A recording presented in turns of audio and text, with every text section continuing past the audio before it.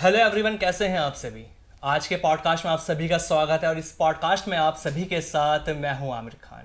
Podcast में हम रोज़ाना आप सभी को कुछ खास मेहमानों से मिलवाते हैं, ऐसे लोगों से आप लोगों को मिलवाते हैं जो अपने जीवन की गाथा आपको सुनाते हैं। आज का पॉडकास्ट बेहद खास आप सभी के लिए होने वाला है, क्योंकि आज के जो पॉडकास्ट है इसमें जो खास मेहमान हमारे साथ हैं वो एक एस्ट्रोलॉजर हैं, और एस्ट्रोलॉजर होने के साथ साथ वो एक बहुत बड़े बिजनेसमैन हैं। तो अब आप ये सोचेंगे कि आखिर एक बिजनेसमैन एस्ट्रोलॉजर कैसे बने, कैसे वो लोगों के जीवन को बदल रहे हैं, तो इस पर आज हम बात करेंगे। और मेरे साथ अंशिका और अनुष्का, मेरी दोनों सहयोगी भी मौजूद हैं। जी अंशिका। जी, तो आज के पॉडकास्ट की शुरुआत करते हैं। आचार्य लवभूषण जी हमारे साथ मौजूद हैं। तो सबसे पहले सर मैं आपसे ये जानना चाहूँगी, जब हमने आपके बारे में पढ़ा देखा तो आप बिजनेसमैन भी रहे हैं, तो बिजनेसमैन और एस्ट्रोलॉजी ये कैसे आपकी यात्रा रही, ऐसा कैसे संभव हो पाया? जी देखिए, एस्ट्रोलॉजी ये एक मेरी लाइफ का एक टर्निंग पॉइंट था कि मैं एक एस्ट्रोलॉजर बना। मैंने किसी कंपनी में बिरला सन लाइफ में as a branch head, state head job किया। फिर एक मैंने अपने खुद की कंपनी रन की, लेकिन एकदम लाइफ में एक मोड़ ऐसा आया कि पीछे स्लम्प आया था रियल इस्टेट में, तो मेरा बिजनेस एकदम से डाउन हो गया और मैं बैंक करप्ट हो गया और टेंशन के अंदर मेरे को लाइफ में कैंसर हो गया। उससे पहले मैं भी एस्ट्रोलॉजी में बिल्कुल बिलीव नहीं करता था। जी।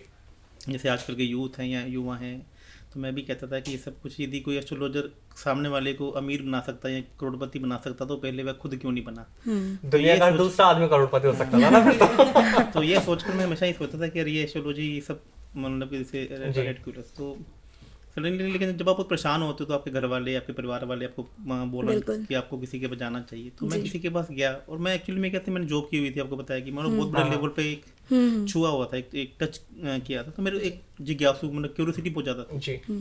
तो मैंने पूछा एस्ट्रोलॉजर से, तो उन्होंने मुझे कुछ रेमेडीज बताई, लेकिन मैंने उनसे कुछ क्वेश्चन की मैंने उन पर बौछार कर दी। अच्छा, ठीक है, लेकिन वो मेरे क्वेश्चन का आंसर नहीं दे पाए और मेरी क्यूरियोसिटी वैसे की वैसी रहेगी। और मम्मी के दबाव में या पापा के दबाव में मैंने और रेमेडीज तो करना शुरू कर दी जो उन्होंने मुझे बताई। तो उस रेमेडी से मेरी, अब देखो मैं नया था बिल्कुल, जो नया बच्चा होता है ना वो किसी भी काम को अच्छे से करता है। तो मैं उस रेमेडीज को मैंने बड़े दिल से किया, क्योंकि पेरेंट्स का भी दबाव था और मैं खुद भी थोड़ा लाइफ में परेशान था। कैंसर था, जेब में 100 रुपये का भी नोट नहीं था। अच्छा। और कहाँ एक वक्त आप महलों में रह रहे हो, देखो हाँ, अमीरी से गरीबी देखना वापस एक लाइफ में एक ऐसा मुश्किल होता है कि आदमी को दो ही रास्ते होते हैं कि आप सर्वाइव करोगे या नहीं करोगे। मतलब आपके दिन जहन में हमेशा ये क्वेश्चन रहता है कि मैं मरूं या जीऊं, मरूं कि जीऊं।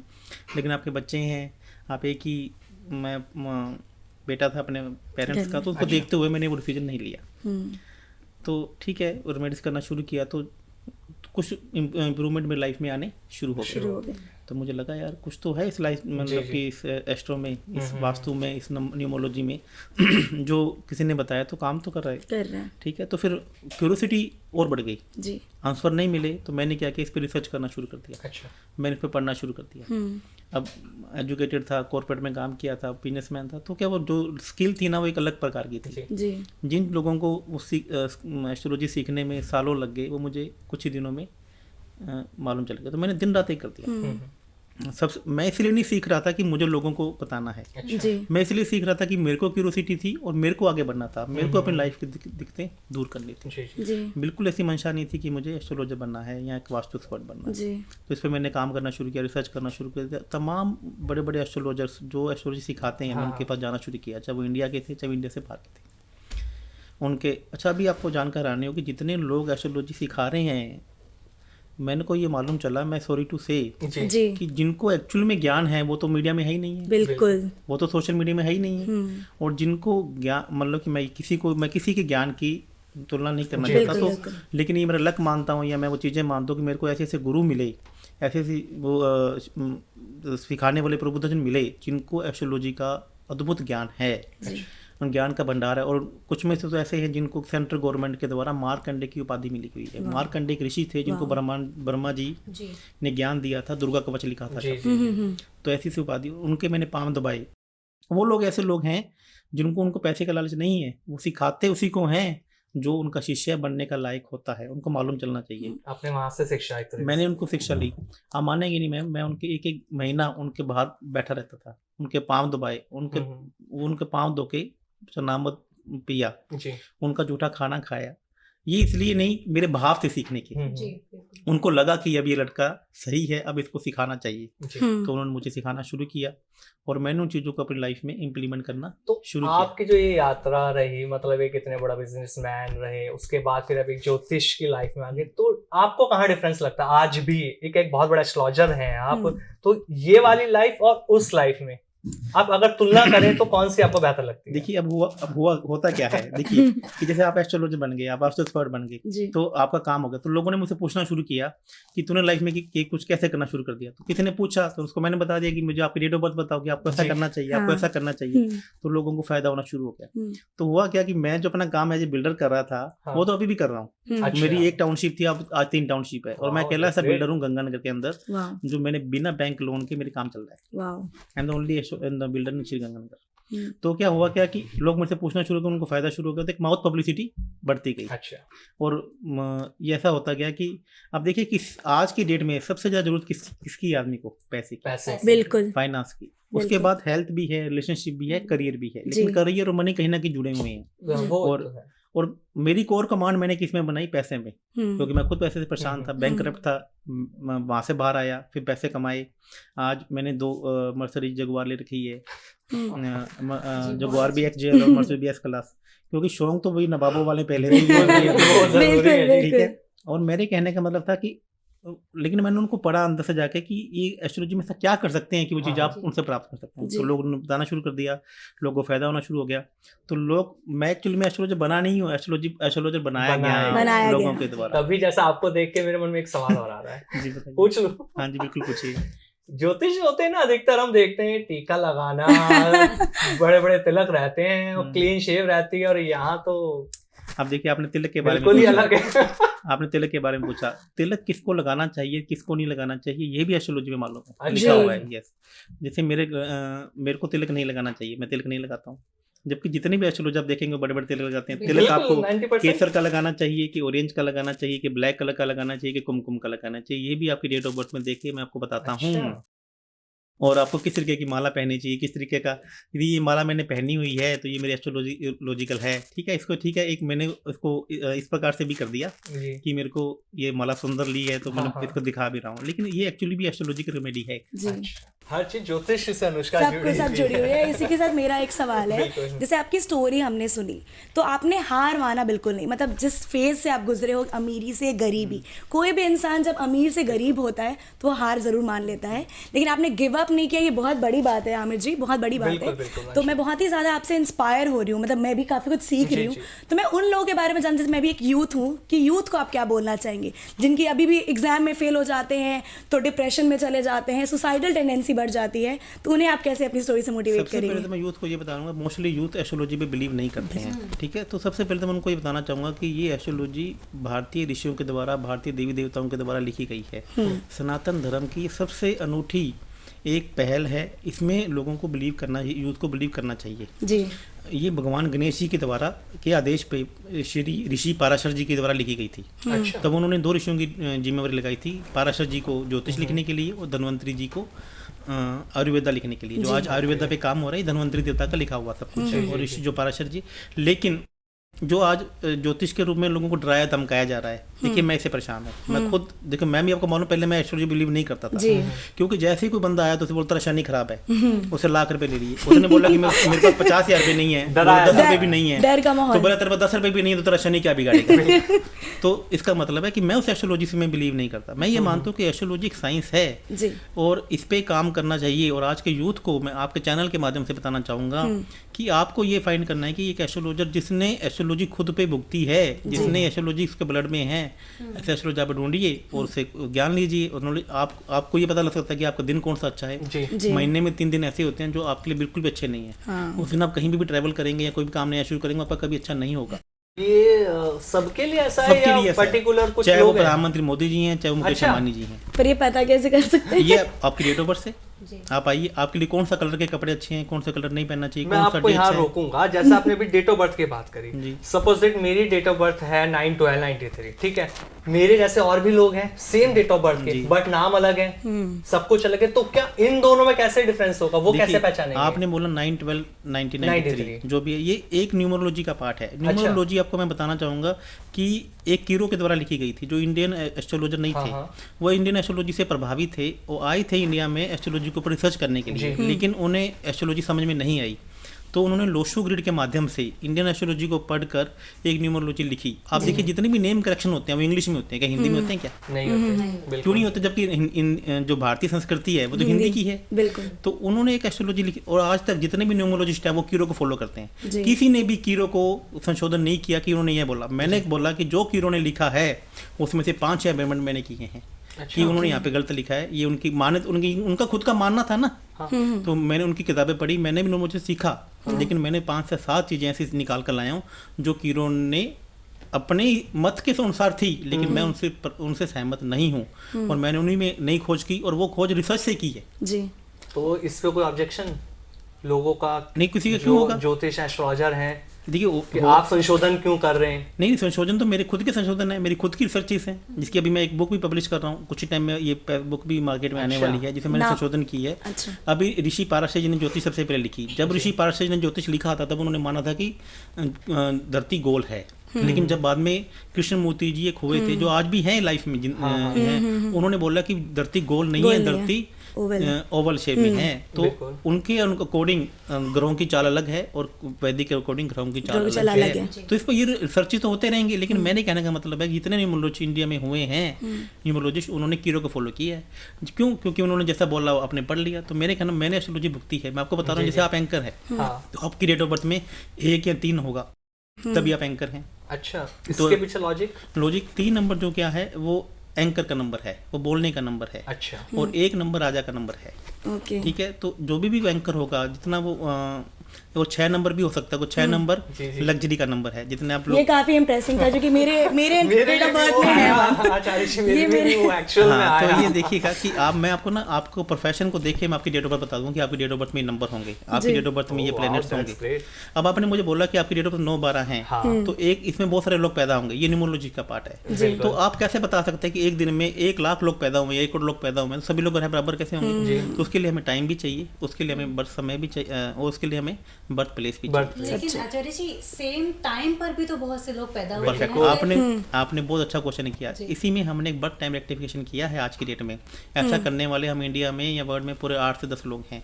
हमने क्या किया कि माइक्रो सेकंड कुंडली बनाई है। अच्छा। इसमें हमने क्या किया कि आप, जैसे आपका जन्म आपने बोला कि 5:10 पे हुआ है, तो हमने आपके पूरी फैमिली का एक चार्ट निकाला, जिसमें आपके मदर फादर की डेट ऑफ बर्थ, आपकी वाइफ की, बच्चों की, यदि जैसे से है एक चार्ट बनाया, तो उसमें हमने आपको माइक्रो सेकंड कुंडली बनाई, जिसमें यूनिक डेट ऑफ बर्थ, जैसे आमिर जी का जन्म 5:11:58 800 मिली सेकंड में हुआ है। तो इस डेट में पूरे वर्ल्ड में आप ही पैदा हुए हैं। ये काफी ये करने वाले लोग, मतलब कि हम 8 से 10 लोग ही हैं पूरे वर्ल्ड में। शायद मैंने अभी तक ऐसा नहीं देखा। मैंने बहुत पॉडकास्ट कर लिए, देख लिए, लेकिन सच में मैंने नहीं ऐसा देखा कि इतना ज्यादा डीपली कोई जा रहा है डेट ऑफ बर्थ को लेकर, टाइमिंग को। मैं आपको बता रहा हूँ ना, क्योंकि एस्ट्रोलॉजी मेरे ब्लड में है। वो दिखा। लेकिन मैं आपसे ये भी जानना चाह रही हूँ कि इतना ज्यादा डीप में जाने का क्या रीजन था? बाकी सब लोग जैसे कर रहे थे वैसे भी किया जा सकता है। तो मैडम ये आपको मैंने बताया, पैसा कमाने का तो नहीं। As a business process. देखिए मैडम, मैं आपको क्या करूँ, मुझे एस्ट्रोलॉजी में मैंने इसलिए नहीं सीख रही थी, मैं इसलिए रिसर्च नहीं कर रहा था कि मैं एस्ट्रोलॉजी बनना चाहता हूँ। मुझे तो अपने लिए पैसा कमाना था। मैं खुद एक बैंक करप्ट था, एक कैंसर का पेशेंट था, तो मैं चाहता था कि मैं कैसे बाहर आऊँ। इसमें ऐसी कौन सी विधियाँ हैं? भगवान राम ने युद्ध पे जाने से पहले क्यों युद्ध किया, जब वो खुद राम भगवान थे? रावण को क्या जरूरत थी शंकर जी की पूजा करने की? इसका मतलब इस पूजा पाठ में कुछ तो है ना। यह कुबेर जी ने जो लंका बनाई, सभी लोग कहते हैं ना कि लंका रावण ने बनाई, तो लंका रावण का सौतेला भाई था कुबेर जी। उन्होंने लक्ष्मी जी की पूजा करके उनको प्रसन्न किया था, तो उन्होंने बोला था कि मैं जिस चीज को भी हाथ लगाऊं वो सोने की हो जाए।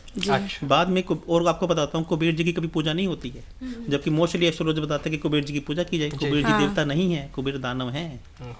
और जबकि वो लक्ष्मी जी के या देवताओं के वो कुबेर जी कहे जाते हैं, लेकिन वो दानव हैं। लोग अधिकतर रखते हैं उन्हें अपने जोड़ियों में रख रहे हैं, जबकि उनको नॉर्थ में रखा जाता है। ओके। अब मैं आपको ये भी बताना चाहूँगा कि इंडिया से ज़्यादा एस्ट्रोलॉजी फॉरेन में मानी जाती है। आप लोग ये मोस्टली मुझसे लोग कहते हैं कि सर इंडिया में एस्ट्रोलॉजर है, फॉरेन में तो नहीं है। आपके जहन में भी ये क्वेश्चन होगा। तो मैं आपको बताना चाहता हूँ टैरो कार्ड है, ये पूरा का पूरा इंडियन एस्ट्रोलॉजी के द्वारा बनाया गया है। जी। ठीक है, जितना भी ये स्विच वर्ड्स हैं, आजकल लोग इतने स्विच वर्ड्स बोले जा रहे हैं, ये लेने की जरूरत ही नहीं। इंडिया में खुद ही इतने शब्द हैं इंडिया के एस्ट्रोलॉजी में। आपने लाफिंग बुद्धा देखा होगा, लाफिंग बुद्धा का पेट कैसा हुआ है? बड़ा हुआ है। और इंडिया में किस देवी देवता का पेट बड़ा है? किसी का? गणेश जी का। गणेश जी का बिल्कुल। कुबेर जी का। उन्होंने क्या किया कि उनका चेहरा हटाया और अपना लगा दिया, देवता वही है। ओके, ठीक है, ऐसा करके जितने भी फेंग शुई बनी हुई है चाइना के मॉडिफाई अंदर, कर दिया। चाइना में जितनी फेंग शुई बनी है सब की सब इंडियन मैथोलॉजी है।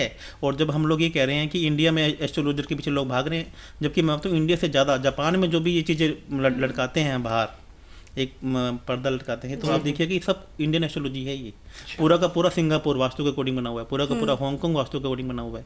आज की डेट में देखिए कि आपने यूक्रेन का जो देखा था, जी बिल्कुल, तो उसमें जब इंडियन आपके एंकर वहाँ पे गए थे तो उन्होंने अपनी मालाएं निकाल कर दिखाई थी कि हम ओम नाम का जप करते हैं। जी, बिल्कुल बिल्कुल। आपने देखा होगा। तो मैं ये कहना कि इंडिया से ज़्यादा एस्ट्रोलॉजी आज फॉरेन के द्वारा मानी जा रही है, और इंडियन लोग हम लोग इसको पीछे हटा जी। आचार्य जी, आपकी बातचीत से इतना मुझे समझ में आ गया है कि हर इंसान ज्योतिष नहीं बन सकता है, उसके लिए खुद का एक्सपीरियंस बहुत इंपॉर्टेंट मैटर करता है। तो मैं आपसे ये जानना चाहूंगी कि कैसे समझे, कैसे यकीन करे कि कौन सा इंसान विद्वान है और कौन सी बात वो सही कह रहा है, क्योंकि इसमें विश्वास बहुत जरूरी है। जैसे आपने कहा ना कि आप गए, आपको समझ में नहीं आया, मतलब पहले आप बिलीव नहीं कर पा रहे थे उन पे, धीरे धीरे जैसे आपको समझ में आया, फिर आपने अपनी जर्नी में इंप्लीमेंट किया, उसके बाद ये ट्रांसफॉर्मेशन हुआ है जो आज हम देख पा रहे हैं, आपके साथ बातचीत कर। बिल्कुल, इसी क्वेश्चन को मैं लिंक करूंगा अनुष्का क्वेश्चन से। ज्योतिष पर ऐसे यकीन की बात आती है, सपोज दैट किसी आदमी के जीवन में परेशानी आ गई, वो एक ज्योतिष के पास जाता है, उसको वहां से उसका सॉल्यूशन नहीं मिलता, वो दूसरे के पास जाता है, वो तीसरे, सबकी अलग अलग बात होती है, परेशानी एक, लेकिन सबके सॉल्यूशन अलग अलग।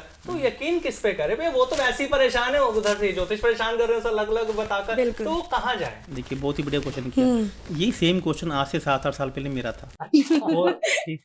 और जब मैं एस्ट्रोलॉजर्स के पास जा रहा था, तो मैं आपको जानकर हैरानी होगी, मैंने 1000 से ज़्यादा एस्ट्रोलॉजर को फीस दी है जब मैं इस पर रिसर्च कर रहा था, ये देखने के लिए कि एस्ट्रोलॉजर्स कैसे एस्ट्रोलॉजी करते हैं। रिसर्च करने की फीस? हाँ, नहीं, मतलब कि जाके उनसे मिलने के लिए कंसल्टिंग ली मैंने जब मैं अपनी रिसर्चिंग फील्ड में था। क्योंकि इसका कोई ऐसा तो गवर्नमेंट ने बना नहीं रखा। दो ही चीजें हैं इंडिया के अंदर, ये ना तो माइंड का कोई पैरामीटर है और ना ही एस्ट्रोलॉजर का पैरामीटर है। बिल्कुल सही बात है। ना तो कोई दिमाग का पैरामीटर है कि इसमें दिमाग कितना है, और ना ही कोई एस्ट्रोलॉजी का पैरामीटर है कि इसको कितनी आती है। बिल्कुल। तो मैं चेक करने गया कि इतने बड़े बड़े एस्ट्रोलॉजर, किसी की फीस 50,000 है, किसी की 15,000 है, मैंने सबको दिए और मैंने जानने की कोशिश की, और मैंने बड़ी उत्सुकता से अपने क्वेश्चनों की उन पर विचार लगा दी। तो मैंने देखा कि इंडिया में एस्ट्रोलॉजी किस प्रकार से हो रही है। मैंने देखा कि मोस्टली एस्ट्रोलॉजर की 15 से 20-25 रेमेडी फिक्स कर रखी हैं, जो भी आता है उनको बताते हैं। मैं आपको ये बताना चाहता हूँ कि आप बात देखिए ना कि कौन सा एस्ट्रोलॉजर लॉजिक से बात करता है जी। आपके क्वेश्चन का आंसर कौन दे पाता है। आप उसकी वीडियो देखिए, आप उसका यूट्यूब देखिए, कौन सा एस्ट्रोलॉजर जो एस्ट्रोलॉजी रेमेडी से बताता है वो उसको फॉलो कर रहा है। बिल्कुल। मैं एक, आप देखिए मानेंगे नहीं, मैं एक महीने में 3 से 4 यज्ञ करता हूँ, हवन, जो एस्ट्रोलॉजी में लिखे गए हैं। मेरे गुरु हैं, मैं उनके चरणों, मतलब कि आप किसी एस्ट्रोलॉजर से पूछे ना कि उनका गुरु कौन है जी, क्या उनका नाम बता पाते हैं? क्या उन्होंने किसी से दीक्षा ली हुई है? सर जैसे भी आपने फीस की बात करी थी कि आपने जिनसे जानकारी ली उन्होंने आपको महंगी महंगी आपने फीसें दी। महंगी फीस में तो आपका नाम भी मैंने बहुत ऊपर सुना है कि एक व्यक्ति अगर आपके पास जाए तो बहुत मोटी फीस आपकी, मतलब एस्ट्रोलॉजर में इंडिया में सबसे ज्यादा फीस आप चार्ज करते हैं, तो ऐसा क्यों है? सपोज दैट एक गरीब आदमी आपके पास आना चाह रहा है, उसके जीवन में बहुत सारी परेशानियां हैं, लेकिन आपकी फीस ही इतनी, वो तो आएगा ही नहीं, तो आपने इतनी महंगी फीस क्यों कर रखी है? देखिए, मैं इसके पीछे का एक कारण आपको बताता हूँ कि फीस महंगी क्यों है। सबसे पहले कि मैं एक, जो भी मेरे पास क्लाइंट आता है, मेरे जातक आता है, यहाँ पे हम क्लाइंट वर्ड यूज नहीं करते, हम जातक वर्ड यूज करते हैं। मैं उसको 30 मिनट से लेके 45 मिनट का टाइम देता हूँ। अच्छा जी। होता क्या है कि जब मैंने किसी एस्ट्रोलॉजर के पास गया, चाहे मेरी उन्होंने फीस 51,000 रुपये ली, चाहे 15,000 रुपये, चाहे 11,000 रुपये ली, मोस्टली एस्ट्रोलॉजर ने मेरी पत्री को उठा के यूँ फेंक दिया। मैं बड़े भाव से गया कि मुझे कुछ जानना है। उन्होंने बोला कि फटाफट क्वेश्चन दो, आपको ये करना है और आप जाइए। ठीक है, किसी की फीस कम थी और किसी की भी ज़्यादा थी। अरे भाई, आप किसी के पास जा रहे हैं, आपके क्वेश्चन का आंसर ही नहीं दे रहा है। आपने बोला कि आपको पानी नहीं पीना है, आपको तिलक नहीं लगाना है। उसने पूछा कि, मैंने पूछा कि क्यों नहीं करना, उसका आंसर नहीं, कहते मैंने बोल दिया दैट फाइनल। तो मैं बोलता हूँ कि मेरे पास जातक आता है कि मैं कोई भी रेमेडी बताता हूँ, उसके पीछे का उसके कारण बताता हूँ कि ये इसलिए आपको करना है और ये इसके पीछे का ये कारण है। और एक विजिट काफ़ी नहीं है, आपको 3 से 4 विजिट करनी चाहिए। तो अलग अलग फीस तो आपको देनी पड़ेगी बार की। आप एक बात बताइए कि किसी को, कोई एक पेशेंट है, हार्ट का पेशेंट है, क्या डॉक्टर एक बार में ठीक कर देगा? तो आप नहीं, ठीक, वो मैंने आपकी बात मानी, लेकिन हम आपको रोकूंगा इसलिए कि अगर जिस व्यक्ति वो एक व्यक्ति आपको एक बार में फीस दे पा रहा है और मैं दूसरी बार में नहीं है, और मैं भी एक चीज़ ऐड करूँगी, एक चीज़ और ऐड करूँगी। मैंने तो इनफैक्ट आपके कमेंट बॉक्स पढ़े, तो उसमें भी बहुत सारे लोगों ने लिखा कि सर फीस इतनी ज़्यादा है, हम कैसे आपसे मिले। तो उन्हें क्या कहना चाहेंगे आप, बेचारे वो कैसे मिले जो ऑब्वियसली मिडिल क्लास के घर के लोग हैं, तो इतनी फीस कैसे दे पाएंगे? देखिए मैं आपके ये मैंने ना शुरू में बहुत कम फीस रखी थी अपनी। अच्छा होता क्या है कि जब आप कम फीस तो आपको लोग हल्के में लेते हैं, लोग आपकी रेमेडीज करते नहीं है।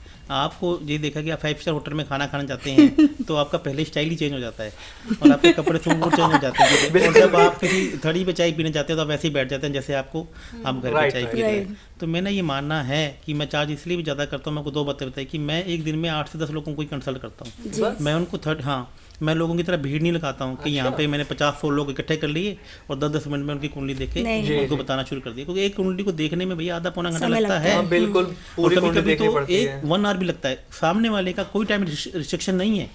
यदि सामने वाले को ऐसा नहीं कि मैंने कह रखा 30 मिनट ही मिलेंगे आपको, यदि उसके क्वेश्चन क्यूरियोसिटी नहीं खत्म हुई और 1 घंटा 30 मिनट भी लग गए तो मैं दूंगा जी। मेरे कहने का मुझे मालूम है ना कि मेरे बीती हुई है जी। मेरे आंसर नहीं मिले क्वेश्चन के तो क्या मतलब है, तो इसलिए मैं फीस लेता हूँ और मैं अगले को सेटिस्फाई करता हूँ। दूसरी बात मैं आपको बोलता हूँ कि 3 से 4 विजिट करनी जरूरी है, लेकिन कोई बंदा मेरे पास सेकंड टाइम तभी आएगा जब उसको बेनिफिट होगा। बिल्कुल। मैं उसको ये तो नहीं कहता ना कि तेरे को आना ही आना है जी, तो नहीं आएगा तो मैं उसे पता क्या बोलता हूँ कि 4 महीने का तेरे को मैंने एक पैकेज बना के दे दिया दवाई का, मेडिसिन का, आप इसे यूज़ कीजिए, आपको बेनिफिट हो तो आप आइए। आज की डेट में सबसे ज़्यादा जो रेपुटेशन है, रिटेंशन है, वो इंडिया में मेरी है। और सक्सेस मैं 90% का दावा करता हूँ कि 90% कस्टमर आज की डेट में मेरे से सेटिस्फाई हैं। जहाँ तक जो किसी भी एस्ट्रोलॉजर के मैंने आज तक देखा, जो मेरा ये मानना है, क्योंकि लोग दूसरी बात आज की डेट में दुखी सब लोग हैं, उनको लगता है कि कोई मेरी बात तो सुने ना, तो बात सुनने वाला ही नहीं है। तो मैं एक काउंसलर भी हूँ, मैं उसकी बात पहले सुनता हूँ, उससे पहले हल्का करता हूँ, उसका जो पानी का गिलास भरा हुआ है पहले उसे खाली करता हूँ और फिर मैं अपनी अमृत मिला के उसे पानी का गिलास देता हूँ कि अब तो पी के आ और 4 महीने में खाली करके आ, तो देख तेरी लाइफ में क्या परिवर्तन आते हैं। ऐसा है तो कमाल भी है। ये बात तो है, समय पूरा मिलेगा, कोई पूरा मिलेगा। और इसमें मैं क्या क्या बताता हूँ, सुनिए, जो मैं बताता हूँ एस्ट्रोलॉजी इंडिया के इतिहास में कोई नहीं बताता है। देखिए मैं नंबर्स की रेमेडी देता हूँ, न्यूमरोलॉजी की। एक मुंबई में बहुत बड़े न्यूमरोलॉजिस्ट हैं जो बड़े बड़े स्टार की करते हैं, वो 25 से 50 हज़ार फीस लेते हैं और सिर्फ न्यूमरोलॉजी के बारे में बताते हैं। जबकि मैं बताता हूँ न्यूमरोलॉजी एक इंडियन अर्थशास्त्री के द्वारा नहीं लिखी गई है जी। उनके द्वारा लिखा, और उसमें भी मैंने बहुत सारे चेंजेस किए हैं जो मेरी खुद की रिसर्चेस की है, तो उनसे भी मेरी फीस मतलब कि उनके इक्वल मान लीजिए या उनसे थोड़ी सी बराबर है। वो सिर्फ और एलिमेंट के बारे में वो कुछ नहीं बताते हैं। अच्छा। यहाँ पे दिल्ली में एक बहुत बड़े नंबर्स वाले वास्तु हैं, वो सिर्फ एलिमेंट के बारे में बताते हैं, वो न्यूमरोलॉजी के बारे में नहीं बताते हैं। तो मैं एलिमेंट के बारे में बताता हूँ। जैसे आपने अपनी डेट ऑफ बर्थ बताई, आपकी डेट ऑफ बर्थ में वुडन एलिमेंट नहीं है, आपकी डेट में 3 और 4 नंबर डायरेक्ट नहीं आ रहे हैं। वो इसका मतलब है आपकी डेट ऑफ बर्थ में वुडन एलिमेंट नहीं है, आपकी डेट ऑफ बर्थ में अर्थ एलिमेंट भी कम है। आप तो अर्थ एलिमेंट की क्या रेमेडी, जब तक आप ये काम नहीं करेंगे आपका सर्वांगीण विकास नहीं हो पाएगा, डेवलपमेंट नहीं हो पाएगा। तो इसके लिए मतलब रेमेडी करनी जरूरी है। इसके लिए कुछ रेमेडीज ऐसी हैं जो घर पे कुछ आर्टिकल रखे जाते हैं। जैसे आपने देखा होगा जितने भी आर्टिफैक्ट्स चाइना ने बनाए हैं, इंडोनेशिया ने बनाए हैं, हम कहीं पे भी लगा के रख देते हैं, जबकि ये आर्टिफैक्ट्स वास्तु के अकॉर्डिंग बने हुए हैं, डेट ऑफ बर्थ के अकॉर्डिंग। आपने देखा हुआ एक्वेरियम है, ये लगाया जाता है, जबकि एक्वेरियम नॉर्थ में लगाया जाता है। ठीक है, आपने लाफिंग बुद्धा देखा होगा, लाफिंग बुद्धा ENE में लगाया जाता है, ईस्ट ऑफ नॉर्थ ईस्ट में लगाया जाता है। वास्तु घोड़े हैं, सफेद घोड़े हैं, लाल घोड़े हैं, इनकी सबकी एक डायरेक्शन है। लाफिंग बुद्धा के बारे में मैंने एक और चीज देखी है कि उसे कोई गिफ्ट करे तो आपके लिए शुभ है, ऐसे खरीद के नहीं रखना चाहिए। इसमें क्या सच्चाई है? ये मैं ऐसा नहीं है, इसमें सिर्फ बैम्बू का पौधा होता है, वो ऐसा नहीं करना चाहिए। बैम्बू का पौधा खुद से लेके नहीं आना चाहिए, बाकी ऐसा कुछ नहीं है, आप खुद से लेकर आ सकते हैं। तो उसके लिए फायदा है, उसके लिए मेरे को तुम लाके दो। जरूर आपको भी देना पड़ेगा फिर। बिल्कुल। आचार्य जी, बात जैसे देखिए आपकी फीस को लेकर रही कि आप बहुत महंगे एस्ट्रोलॉजर हैं, हमने ये भी सुना है कि आप लोगों को करोड़पति बनाते हैं जी। तो बहुत सी बार ऐसा देखा जाता है कि आदमी जब करोड़पति बनना चाहता है तो वो बहुत कुछ करना चाहता है, पैसे के पीछे जब ये आदमी भागता है उसे कुछ नहीं दिखता, उसे सिर्फ पैसा दिखता है। कुछ ऐसे भी लोग हैं जो लॉटरी के पीछे भागते हैं कि मेरी लॉटरी लग जाए। तो हमारी कुंडली में कोई योग होते हैं जो लॉटरी जिससे लग जाती है? बिल्कुल, लॉटरी लगने का योग या 2 नंबर की इनकम का योग एक ही है। सच में? सच में। लेकिन अक्सर मैं बताता हूँ कि आप मेरी वीडियो देखिएगा कि इसमें मैं लॉटरी लगने का योग भी बताता हूँ। आई am the only astrologer in the world जो लॉटरी लगने का योग बताता है। क्योंकि अधिकतर हर कोई मना कर देता है। हाँ, दूसरा भाव हमारे पैसे का होता है, 8वां भाव आकस्मिक पैसा आना और पैसे जाने का होता है। अच्छा। और 11वां भाव लाभ का और प्रॉफिट का होता है। यदि किसी का 2, 8, 11 का संबंध बनता है तो ऐसा जातक लॉटरी से भी पैसा कमाता है और जो जुआ सट्टा या 2 नंबर की इनकम स्मगलिंग उसमें भी पैसा कमाता है। और यदि किसी का योग वो नहीं है तो उसको वहाँ पे नहीं जाना चाहिए।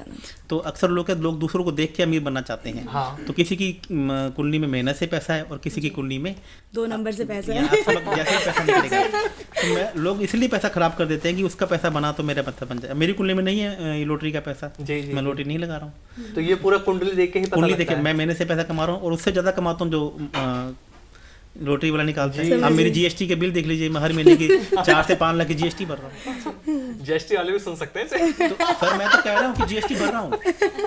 मुझे 2 नंबर में कोई काम करना ही नहीं है। मैं कैश में मैं फीस लेता ही नहीं हूँ। जी बिल्कुल। आचार्य जी, अब जब यहाँ पर हम बात कर रहे हैं रुपए पैसे की और दौलत शोहरत की, जब हम बात करें नेम फेम की, तो यहाँ पर एक राहु जो ग्रह माना गया है कि अगर वो सपोर्ट में होते हैं तो बहुत नेम फेम भी मिलता है, बहुत अच्छी जगह पर इंसान जा सकता है। क्या इसमें ठीक है या नहीं है? क्योंकि बहुत से लोग इसको बुरा भी बोलते हैं। देखिए, अब राहु केतु शनि के बारे में आप मार्केट में कभी भी देख लेना कि राहु की दशा चल रही थी, केतु की दशा चल रही थी, शनि की। लोग राहु केतु शनि के बारे में लोगों को इतना डरा दिया गया है कि इसकी दशा आती है, लोग आधे तो मतलब कि इतना डर जाते हैं कि मेरे साथ क्या होगा। जबकि मैं आपको बताऊं कि पैसा देने वाले 3 ही ग्रह हैं, राहु केतु शनि। करोड़पति बनाता राहु, करोड़पति बनाने, लेकिन क्या करोड़पति राहु बनाएगा? ऐसा नहीं है। राहु क्या प्रॉमिस दे रहा है आपकी कुंडली में, ये देखना पड़ेगा। डिपेंड करता है। ठीक है, शनि आपकी कुंडली में क्या प्रॉमिस दे रहा है ये देखना पड़ेगा। केतु आपकी कुंडली में क्या प्रॉमिस दे रहा है, ठीक है, ये देखना पड़ेगा। राहु की ना तो खुद की कोई राशियां हैं, ना उसके खुद के कोई भाव हैं। जी ठीक है, राहु और केतु 2 ऐसे ग्रह हैं जिनको देवताओं की उपाधि इसलिए मिल गई थी क्योंकि उन्हें अमृत को पी लिया था। जी बिल्कुल। तो इसलिए बोला था कि अब इनको अमृत पी लिया, तो इनकी विष्णु जी ने अपने सुदर्शन चक्र से इनकी गर्दन काट दी थी। तो एक को धड़ को राहु बोला गया और बॉडी को केतु बोला गया। जी तो ये यहाँ पे हैं, ये बहुत इंपॉर्टेंट रोल अदा करते हैं। लेकिन आपको राहु केतु से डरने की जरूरत नहीं है। ये राहु का काम है, जिस भी भाव के साथ बैठ गया, जिस भी राशि के साथ बैठ गया तो उसको फैला देगा। अमीर प्लेनेट के साथ बैठ गया तो आपके अमीरी कर देगा, और गरीब के साथ बैठ गया तो आपको कंगाल बना देगा। तो ये आपको देखना है कि राहु एक ऐसा मात्र प्लेनेट है और केतु एक ऐसा मात्र प्लेनेट है जो नक्षत्र से भी काम करता है और जो राशि लोड से भी काम करता है। और बाकी जितने भी प्लेनेट हैं वो सिर्फ ये देखा जाता है कि इस नक्षत्र में बैठे हैं। तो ये भी तो कहते हैं सर, राहु अगर खराब हो गए तो आपका पैसा रुकेगा नहीं, पैसा चला जाएगा। तो राहु क्यों खराब हो जाता है? देखिए मैंने आपको क्या बोला कि राहु, जैसे आपकी दशा चल रही सूर्य की और सूर्य के साथ में बैठ गया राहु, तो इसका मतलब है आपको गवर्नमेंट से नुकसान होगा ही होगा। आपको गवर्नमेंट के छापे पड़ेंगे। आपको पिताजी के साथ आपके ओपिनियन डिफरेंसेस हो जाएंगे, आपके पड़ोसी के साथ में झगड़ा हो जाएगा, आपको पेट से संबंधित समस्या हो जाएंगी, आपके बाल उड़ने शुरू हो जाएंगे। तो ये सूर्य के साथ में राहु बैठ गया। लेकिन यही सूर्य के साथ में राहु 11th हाउस में बैठा हुआ है, तो आपको गवर्नमेंट से फायदा होना शुरू हो जाएगा। हर इंसान की अलग अलग। अब देखिए मैडम, आपको यहीं पे आपको मैं टोकना चाहूंगा, होता क्या है कि बिजनेस एस्ट्रोलॉजी में आपको बोला कि मेरा जो कोर कमांड है पैसे कमाने के ऊपर। मैंने क्या देखा कि आप किसी भी एस्ट्रोलॉजर के पास जाते हैं तो वो उठा के सभी के, राहु 11th हाउस में बैठा हुआ है, उसके दान बता देते हैं। हाँ। जबकि राहु 11th हाउस में बैठा, आपको पैसा दे रहा है जी। और जैसे ही आपने उसके दान दिए, राहु आपका खत्म हो गया। दान करने से? हाँ, ये दान उसी का ग्रह का किया जाता है जो ग्रह आपका खराब है, और उस ग्रह की तो पूजा की जाती है जो ग्रह अच्छा है जी। और आपका दूसरी बात, क्या आप किसी एस्ट्रोलॉजर के पास जा रहे हैं, वो आपसे पूछता है कि आप क्या काम करते हैं, आप परेशानी में उन्हें उसने उठा के 5 आपको दान बता दिए। बिल्कुल 99% ऐसा ही होता है। बिल्कुल। जबकि ये उससे पहले आपको ये देखना पड़ता है कि आप राहु 12वें घर में बैठा हुआ है, तो मोस्टली एस्ट्रोलॉजर बताते हैं कि 12 सूखे नारियल जाइए, राहु यंत्र जल में प्रवाह कर दीजिए, और आप फौरन का काम कर रहे हैं, आपका तो काम चौपट हो जाएगा। जी। फॉरेन का काम क्या है, 12th हाउस में राहु बैठा है, फॉरेन का काम बहुत अच्छा चलेगा। तो ये आपको पहले ही देखना पड़ता है कि आप कौन से प्लेनेट का काम कर रहे हैं। जैसे डिजिटल प्लेटफॉर्म है, ये राहु का काम है। आज आपके पेट में दर्द हो रहा है या सर में दर्द हो रहा है, तो कभी कभी सर में दर्द होने का कारण पेट दर्द भी हो सकता है ना। ऐसा थोड़ी कि सर दर्द ही उसका कारण होगा। तो ये बॉडी को पूरा पहले स्कैन करना पड़ता है। तो मैं ये बोलता हूँ एस्ट्रोलॉजी में जो मेडिसिन जो आज एस्ट्रोलॉजी में यूट्यूब में या सोशल मीडिया पे बताई जा रही हैं कि तुम्हारा राहु खराब है, आपको ये कर लो, तो ये आप अपने ग्रहों को खराब कर रहे हो। एस्ट्रोलॉजी हार्ट से भी बड़ा ऑपरेशन है जी। हार्ट के ऑपरेशन से बचा जा सकता है, लेकिन आपने एक बार ग्रह को खराब कर लिया तो उससे बचना आपके लिए हो सकता है नामुमकिन हो जाए। बिल्कुल। देखिए, वास्तु की भी हमने जिक्र अभी थोड़ी देर पहले किया था, वास्तु के बारे में भी आपने हमें बताया था आचार्य जी। तो वास्तु एक इंसान के वो नहीं नॉलेज हो पाती ढंग से। अगर हम वास्तु की बात करें तो पैसा, करियर, एक अच्छा रिलेशनशिप, इसमें कितना इंपॉर्टेंट है वास्तु?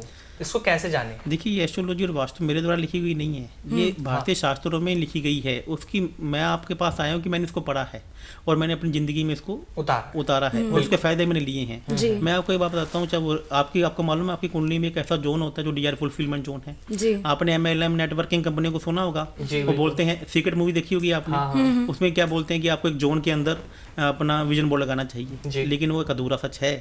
आपकी कुंडली की डेट ऑफ बर्थ के अकॉर्डिंग ये उसमें बताया गया है कि इस जोन में विजन बोर्ड लगाइए। ओके। अभी तो उन्होंने इतना तो पढ़ लिया कि विजन बोर्ड लगाइए, लेकिन इतना नहीं पढ़ा। आपकी एस्ट्रोलॉजी में ये भी बताया गया है कि विजन बोर्ड किस जोन में लगाना है और किस जोन में बैठ के मैनिफेस्ट करना है। यदि आप उसी जोन में बैठ के मैनिफेस्ट करते हैं तो आपके सपने भी पूरे होंगे और आपके काम भी पूरे होंगे, क्योंकि वो देवता आपके लिए तो काम करने के लिए बैठा हुआ है, लेकिन आप उसके पास गए नहीं। ऐसी आपकी कुंडली में एक मनी का जोन है जहाँ पे आप अपने पैसों को रखिए, पैसा आपका खराब नहीं होगा। ऐसे आपका हेल्थ एंड रिलेशनशिप का जोन है, यदि आपकी तबीयत खराब है आप उस जोन में जाके एक्सरसाइज कीजिए, योगा कीजिए। ऐसी एक रिलेशनशिप का जोन है जहाँ पे आप आपको अपने फैमिली की फोटो लगा दीजिए, या ऐसा व्यक्ति जो आपसे रूठ के चला गया। आजकल के यूथ में देखिए ना कि मोस्टली छोड़ के। वैसे मेरा ये वास्तु से जुड़ा हुआ एक और सवाल है, जैसे कि घर जो बेसिकली लोग बनाते हैं, कहते हैं कि वास्तु चेक करा के आप घर बनाइए वरना मतलब नुकसानदायक हो सकता है, तो इसमें कैसे यकीन करें कि कितनी सच्चाई है? 100% इसमें सच्चाई है, इसमें कोई दोहराई नहीं है। आपको बताते मोस्टली लोग एस्ट्रोलॉजी और वास्तु को लोग हल्के में लेते हैं, वो पैसा तो खूब कमा लेते हैं, लेकिन मकान बनाते समय आर्किटेक्ट को क्या बोलते हैं कि तो अपने अकॉर्डिंग लगभग वास्तु से मकान को बना दे। और जितने भी आर्किटेक्ट हैं वो क्या करते हैं कि साउथ ईस्ट में किचन बना देते हैं, जबकि आपके यदि मान लो 12वें भाव में या 12 नंबर राशि में मंगल पहले से बैठा हुआ है, तो जैसे ही आपने साउथ ईस्ट में किचन बना दी, आपके घर में शॉर्ट सर्किट हो जाएगा या आपके फीमेल्स को हेल्थ इश्यूज होने शुरू हो जाएंगे। आपको किचन इस कंडीशन में किचन साउथ ईस्ट में ना बनकर नॉर्थ वेस्ट में बनेगी। तो ये आपको देखना चाहिए आपकी एंट्री कौन सी होनी चाहिए। जब आपको नेम एंड फेम चाहिए, जैसे आप एक नेता हैं तो आपको ईस्ट में जाना चाहिए, यदि आपको पैसा चाहिए, आपको बिजनेसमैन है तो आपको वेस्ट या नॉर्थ की एंट्री खोलनी चाहिए। तो इस प्रकार से एक कोरिलेट करता है कि आपका बिजनेस क्या है आपको। और दूसरी, आप सबसे पहले वास्तु तो करवा लेते हैं, लेकिन इससे पहले आपको ये भी देखना जरूरी है कि आपको कौन सी दिशा का घर लेना चाहिए। लोग क्या मानते हैं कि पूर्व दिशा घर ले लो, और आपकी कुंडली में मान लो सूर्य नीच का बैठा हुआ है और आपने पूर्व दिशा का घर लिया नहीं, एक पड़ोसी ने आपके खिलाफ एप्लीकेशन लगाई नहीं कि इसने घर नक्शे को कोडिंग बनाया नहीं। आपने देखा ना कितने पड़ोसी आपके पीछे पड़ जाते हैं, या वो आपका घर बनता ही नहीं है, या उस घर में पहुंचे नहीं है, गवर्नमेंट आपके पीछे सीबीआई की पहुंचने के साथ नुकसान भी बहुत लोगों का हो जाता है। तो इस पहले आपको ये देखना है कि कौन सी दिशा का घर लें। फिर वास्तु से पहले एक वास्तु होना चाहिए। जैसे एक बच्चा माँ के पेट में होता है तो 9 महीने रहता है, तो उसे एक नाड़ी के द्वारा भोजन पहुंचता है। इसी प्रकार से इसमें भूमि विन्यास कहते हैं। इसमें अभी हम भूमि पूजन तो करवा लेते हैं, लेकिन भूमि विन्यास कोई नहीं करवाता। इसके बारे में अभी तक किसी को मालूम ही नहीं है। मैं कह रहा हूँ इंडिया में 1% लोगों को नहीं मालूम है। इसमें भूमि के अंदर करंट दिया जाता है भवन को, भूमि और भवन का एक संबंध स्थापित किया जाता है कि इसमें रहने वाले लोग हमेशा ऊर्जावान रहें।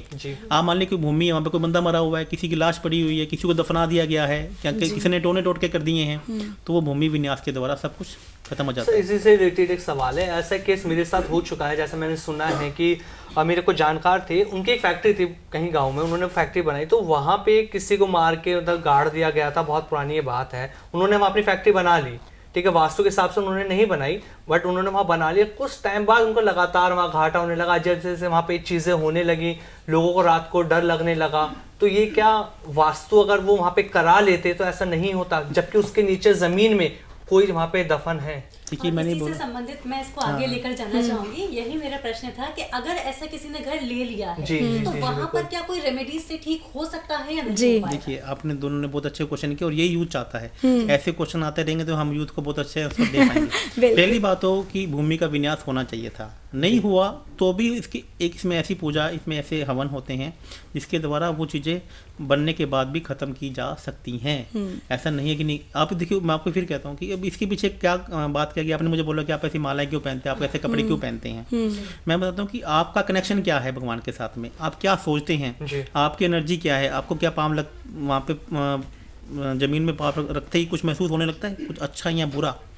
ये सिर्फ एस्ट्रोलॉजी सीखने से नहीं पता लगता है। अच्छा। ये पता लगता है कि आपने क्या वास्तु पुरुष को सिद्ध किया हुआ है, क्या आपने ज्योतिष के जो राजा हैं बुद्ध, गणेश जी, उनको सिद्ध किया हुआ है, पार्वती जी को मनाया हुआ है। तो ये मैं आपको बता दूं, मैं हर महीने में 3 से 4 यज्ञ करता हूँ, 12 दुर्गा सप्तशती के यज्ञ करता हूँ पूरे साल में, जिसको यज्ञ करने में 4-4, 5-5, 6-6 घंटे लगते हैं। एक मतलब कि मेरे कहने का मतलब आपको मैं ये कहना चाहता हूँ, एस्ट्रोलॉजी सीखना एस्ट्रोलॉजी नहीं है, वास्तु सीखना एस्ट्रोलॉजी नहीं है, आप उसके अंदर कितने रमाए हो, कितने रमे हो, ये एस्ट्रोलॉजी है।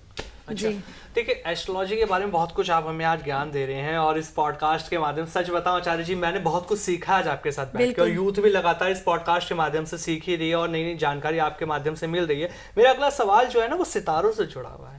ये कहा जाता है कि अगर कोई आदमी तरक्की कर रहा है तो उसे ये बोल दिया जाता है कि इसके सितारे बहुत ज्यादा बुलंद हैं, और अगर कोई आदमी लगातार किसी नुकसान में, परेशानी में गिरता जाता है तो ये कहा जाता है कि सितारे इसके साथ नहीं थे। ये सितारे क्या होते हैं? सितारे एक्चुअली में क्या है कि हमारे ग्रह और हमारे नक्षत्र और ये दशाएं, जैसे एक हमारे 9 ग्रह होते हैं, 9 दशाएं हमारी लाइफ में चलती हैं।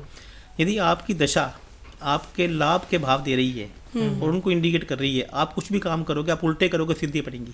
पंजाबी में कहावत है ना कि लल्लू करे कवलियां रब सिद्धियां पावे, ठीक है? तो आप कुछ भी करो, आपकी सिद्धि पड़ जाएगी। और आपका वही ग्रह है, आपकी दशा खत्म हो गई और उल्टी दशा चल पड़ी, और आप कुछ भी काम करोगे, काम आपने वही काम पहले वही काम कर रहे थे। आप देखो ना, कुछ लोग के एक टाइम के बाद बिजनेस डाउन होना शुरू हो जाता है। हाँ। काम वो सेम कर रहे हैं, सेम उनकी पॉलिसी है, सेम उनका काम करने का नेचर है, लेकिन वो काम नहीं चल रहा है क्योंकि उस टाइम उनकी जो दशा है वो जो भाव दे रही है वो खराब भाव दे रही है। तो यहाँ पे एस्ट्रोलॉजी आपकी मदद करती है, यहाँ पे एस्ट्रोलॉजी आपकी मदद करती है कि आपको क्या काम करना चाहिए। अब देखिए, मैं आपको एक बात उसमें बताना चाहूँगा कि लोग अक्सर कहते हैं कि उपाय कीजिए, उपाय करते हैं, तो क्या उपाय करने से लोगों के पाप कट जाएंगे? क्या संकट कट जाएंगे? या जो मैंने कर्म किए हैं पूर्व जन्म में कट जाएंगे? नहीं, कष्ट जो आपने पाप किए वो तो आपको भुगतने पड़ेंगे ही, इसमें कोई दोराई नहीं है। मैं भगवान नहीं हूँ, लेकिन इसमें एस्ट्रोलॉजी की मदद से जब पाराशर जी ने गणेश जी को पूछा कि हम एस्ट्रोलॉजी तो लिख रहे हैं, आपके पूर्व जन्मों का कर्म भी लिख रहे हैं, लेकिन गणेश जी हमें ये तो बताइए कि मान लीजिए कि कोई प्रायश्चित का तरीका भी तो होगा। बिल्कुल बिल्कुल बिल्कुल, आप अगले को प्रायश्चित करने का मौका तो दें। तब एस्ट्रोलॉजी में बताया गया था कि आप यदि आप ऐसे उपाय करते हैं या ऐसे भगवान को मानते हैं तो आपको जो कष्ट तो भुगतने पड़ेंगे, लेकिन वो किस्तों में दे दूंगा मैं आपको। अच्छा। जैसे आपको होम लोन लेना है, मकान लेना है, घर है 1 करोड़ रुपए का, आपके जेब में 10 लाख रुपए हैं, तो 90 लाख रुपए क्या लोगे आप होम लोन लेंगे। उसी प्रकार से एस्ट्रोलॉजी में क्या है कि आप उसको किस्तों में बढ़ते दीजिए। तो जो कष्ट आपके ऊपर एकदम से बड़ा है तो एस्ट्रोलॉजी के माध्यम से हम उसे छोटा कर सकते हैं। अच्छा। और फिर आपने वो उपाय बंद कर दिया तो कष्ट वापिस आ जाएगा। बिल्कुल, आपने किस्त नहीं भरेगी तो बैंक वाले आ जाएंगे। तो यही एक ये कहना है कि एस्ट्रोलॉजी आपको कोच करती है, आपको गाइड करती है, ना कि आपको चमत्कार करती है। लेकिन चमत्कार होने लग जाते हैं जब वो काम आप करने लग जाते हैं। बिल्कुल बिल्कुल सही। आपसे ना काफी कुछ हमें सीखने को भी मिल रहा है, मतलब काफी इंप्रेसिंग। कभी आज तक किसी ज्योतिष से हमें ये सब नहीं सीखने को मिला कि एक्यूरेट जो बात है उस पर बात करते हैं। तो मैं आपसे एक अगला सवाल पूछना चाहूंगी कि जैसे ग्रहों की बात की हमने इतनी सारी, तो एक ना कॉमनली एक वर्ड यूज होता है नेगेटिव एनर्जी। कहीं भी जाते कोई बोलता है यार यहाँ पे बहुत नेगेटिविटी आ रही है, बहुत नेगेटिव एनर्जी है। तो ये नेगेटिव एनर्जी क्या होती है, ये मैं आपसे जानना चाहूंगी, और इसको दूर करने के लिए क्या करना चाहिए? बहुत अभी आपने क्वेश्चन किया। अभी एक्चुअली में होता क्या इंडिया में, आपको मैं बताता हूँ कि आप जैसे भी मोस्टली फीमेल्स एस्ट्रोलॉजर, हम देखो, मैं किसी का फिर नाम नहीं लूंगा, हो सकता है कभी कोई मेरे को, आप किसी भी एस्ट्रोलॉजर के पास जाएंगे, आपको जाते क्या बोले कि तेरे ऊपर किसी ने कुछ किया हुआ है, तेरे परिवार वाले ने कुछ किया है, तेरी भाभी ने कुछ कर दिया, तेरी चाची ने। अरे भैया क्यों करेगी वो? ठीक है, घर में आप, मेरे भी दोस्त हैं, मेरे से नहीं लगते हैं, मेरे से उनसे प्यार नहीं करते हैं। तो सबसे पहले तो ये चीज़ें ऐसा नहीं होना चाहिए। यदि किसी ने कुछ किया है तो उसका प्रमाण आपके पास होना चाहिए। आप सामने वालों को डरा धमका के पैसे ले रहे हो और फिर वो बाद में ठीक नहीं हो रहा है तो भुगतना तो आपको पड़ेगा। मैं आपके चैनल के माध्यम से बता रहा हूँ, मैं पैसे लेता हूँ, मैं पैसे कमाता भी हूँ। आप 1 रुपये की चीज़ का 10 रुपये MRP रख दो, एस्ट्रोलॉजी में रखा है, कोई दिक्कत नहीं है, लेकिन 10 रुपये की वैल्यू सामने वाले को दो। मैं बोलता हूँ कि मैं पूजा किसी की लेता हूँ तो मैं पूजा करता हूँ, और उसका लाभ भी उसको सामने वाले को मिलता है, लेकिन डरा धमकाकर ये नेगेटिव की बात करके ऐसा नहीं करता। अच्छा, डरा धमकाने पर रोकूंगा। कभी किसी ने बोला आपको कि आचार्य जी आप हमें इन चीजों को लेकर? अरे भाई, ये तो मैं डरा के तो मैं कह रहा हूँ ना, ये तो बोला। मैं जैसे जिसके पास गया तो उन्होंने क्या बोला कि तेरे ऊपर किसी ने कुछ किया कर रखा है, तो मैंने कहा मुझे क्या करना पड़ेगा? तेरे को 2.5 लाख रुपए देने पड़ेंगे तेरी पूजा। मैं ठीक है जी, मैं पूजा में शामिल हो सकता हूँ? नहीं, ये पूजा हम ही करते हैं और हम अकेले में करते हैं। मैं पूजा करता हूँ, मैं सामने वाले को बोलता हूँ आप पूजा में शामिल होइए। पूजा होती है, ऐसा नहीं कि पूजा नहीं होती है, लेकिन मैं बोलता हूँ पूजा में शामिल होइए तभी, या फिर आपको उसका ऑनलाइन संकल्प लीजिए। तो मैं आपको यही तो कह रहा हूँ कि मैं इससे पीड़ित हूँ, मैं उस चीज़ों में गुजरा हुआ हूँ। तो उसमें ये बोला जाता है पैसे लगते हैं पूजा के, मैं ये नहीं कहता। ऐसी सी पूजा भी है जिसमें 10 लाख भी लगते हैं, 5 लाख भी लगते हैं, 1 लाख भी लगता है, 50,000 भी लगते हैं। लेकिन आप परेशानी पे डिपेंड करता है। सामने वालों को पूजा में तो शामिल कीजिए। बिल्कुल। और आप ऐसे क्या कह रहे हैं कि पूजा हम भी करेंगे और रात को मैं ये रात को भी पूजा होती है, दिन में भी बैठे की पूजा होती है, लेकिन ये नेगेटिव एस्ट्रोलॉजी। दूसरी बात जो बातें करें नेगेटिव एनर्जी की, बिल्कुल नेगेटिव एनर्जी होती है, इसमें कोई डाउट नहीं है, क्योंकि यदि देवता है तो दानव भी है, बिल्कुल। अच्छाई है तो बुराई भी है, और बुराई नहीं है तो फिर सब कुछ अच्छे अच्छा होगा तो लोग क्यों जाएगा। सुख है तो दुख भी है, नेगेटिव एनर्जी बिल्कुल है और ये बिल्कुल दूर भी की जाती है। और कुछ ग्रह ऐसे हैं जिनका काम ही नेगेटिव एनर्जी देना है, जिनका काम ही बुरा काम करना है, तो उनको आपको दूर करना चाहिए। और आपको नेगेटिव एनर्जी को दूर करने के एस्ट्रोलॉजी में बहुत सारे रास्ते बताए गए। अच्छा, अब ना मेरा सवाल यूथ से जुड़ा हुआ है इस पॉडकास्ट में आपसे। आमतौर पे हम देखते हैं रिलेशनशिप की जब हम बात करते हैं, ये एक ऐसा पार्ट हमारी लाइफ का होता है जिसमें उतार चढ़ाव बहुत ज़्यादा आते हैं।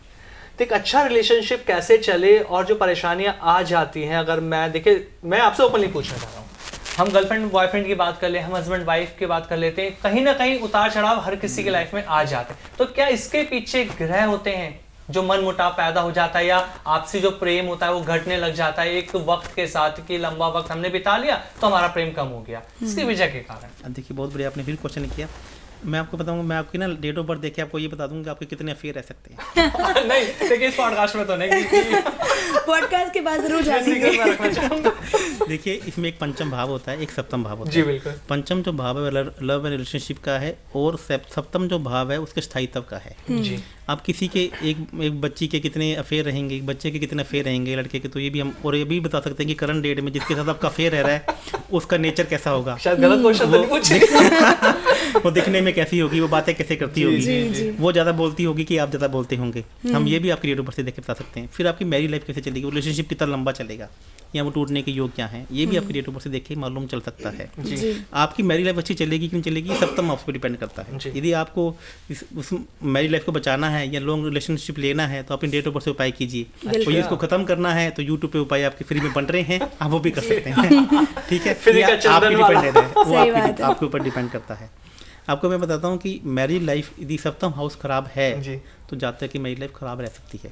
अब उसके पीछे के कारण क्या है, हो सकता है उसने पिछले जन्म में अपनी वाइफ अपने हस्बैंड के साथ में अच्छा नहीं किया हो, कहीं बाहर जाकर रिलेशन मेंटेन किए हो, तो ये डिपेंड, बहुत सारी बातें हैं, बहुत सारी चीज़ें हैं जो आपको इस जन्म में भुगतनी पड़ेंगी। या तो भगवान के पास जाइए, माफ़ी मांगने का तरीका क्या है ये एस्ट्रोलॉजी में लिखा हुआ है कि कौन से देवता के पास जाना है, किस ग्रह के पास जाना है, कैसे जाना है, या तो वो कीजिए, नहीं तो अपनी लाइफ को बुक कीजिए। जी देखिए, अब वक्त भी हो चला है आपसे इजाजत लेने का आचार्य जी। जाते जाते मेरा एक छोटा सा आपसे सवाल है, इस पॉडकास्ट के ऑडियंस को आप क्या ऐसा मैसेज देना चाहते हैं जो उनके जीवन में एक अलग प्रभाव डाले और वो ज्योतिष से जुड़े और अपने जीवन को बदल पाए? जी देखिए, मैं आप सभी यूथ को ये बताना चाहता हूँ, यदि हम भगवान को मानते हैं तो हमें एस्ट्रोलॉजी को भी मानना चाहिए, हमें वास्तु को भी मानना चाहिए, हमें नंबर्स को भी मानना चाहिए। ये हमारी लाइफ में, जीवन में एक बहुत अच्छा प्रभाव रखते हैं। लेकिन बस आपको ये देखना है कि जो एस्ट्रोलॉजर आपके पास जा रहे हैं वो लॉजिक से बातें कर रहा है कि नहीं कर रहा है, आप उससे सेटिस्फाई हैं कि नहीं है। आप उसका पास देखिए, उसने एस्ट्रोलॉजी से, यदि कोई बंदा आपको करोड़पति बनाने की बातें करता है तो पहले क्या वो खुद करोड़पति है कि नहीं है, क्या वो पहले उस समस्याओं से बाहर आया है कि नहीं आया है, एस्ट्रोलॉजी उसके चरित्र में कितनी है जी, उसका रहन सहन क्या है। आप क्या किसी एस्ट्रोलॉजर को ये देखना पसंद करेंगे कि वो टी शर्ट में घूम रहा है? बिल्कुल।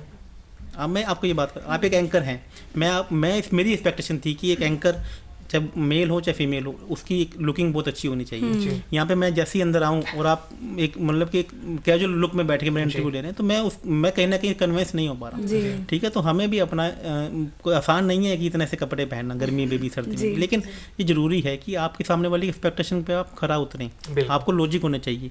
आप एस्ट्रोलॉजी में आइए, हम एस्ट्रोलॉजी की ऐसी सी बातें करेंगे, एक ऐसा समंदर की बातें करेंगे जो आज तक समंदर आपने देखा नहीं है। मैं आज के यूथ को बताना चाहूँगा कि दोस्तों, एस्ट्रोलॉजी आपके जीवन को बदल सकती है। यह प्रायश्चित का एक तरीका है, और यदि भगवान को मानते हैं तो आपको एस्ट्रोलॉजी को भी मानना चाहिए। लेकिन कब? जब कोई एस्ट्रोलॉजी आपसे लॉजिक की बात करे, एस्ट्रोलॉजी लॉजिक से बात करे। चलिए, आपका बहुत बहुत धन्यवाद आचार्य लवभूषण जी। आपने इस पॉडकास्ट के माध्यम से बहुत ऐसी जानकारियां सच में दी, ऐसा ज्ञान आज निकल कर आया है इस पॉडकास्ट में जो शायद आज तक हमने नहीं सुना था, और हमारी ऑडियंस ने भी ये पहली बार ही सुना होगा। तो बहुत बहुत धन्यवाद आपका हमारे साथ जुड़े। बहुत धन्यवाद। तो दर्शकों, आज के इस पॉडकास्ट में हमारे साथ आचार्य लवभूषण जी मौजूद रहे, जिन्होंने आपको ज्योतिष से जुड़ी तमाम बातों के बारे में बताया। ज्योतिष आखिर क्या है, इसका हमारे जीवन में क्या असर पड़ता है, अंक ज्योतिष क्या है, ये तमाम बातें आज हमने इस पॉडकास्ट में जानी। ऐसे ही पॉडकास्ट लगातार आप सभी के सामने हम लेकर आते हैं। आप अपने कमेंट जरूर करें, हमें बताएं कि आखिर आपको इस पॉडकास्ट में सबसे अच्छा क्या लगा। और हाँ, अगर जीवन में परेशान है तो एक बार आचार्य भूषण जी से अपनी कुंडली की गणना जरूर कराएं। तो मुझे दीजिए इजाजत, नमस्कार।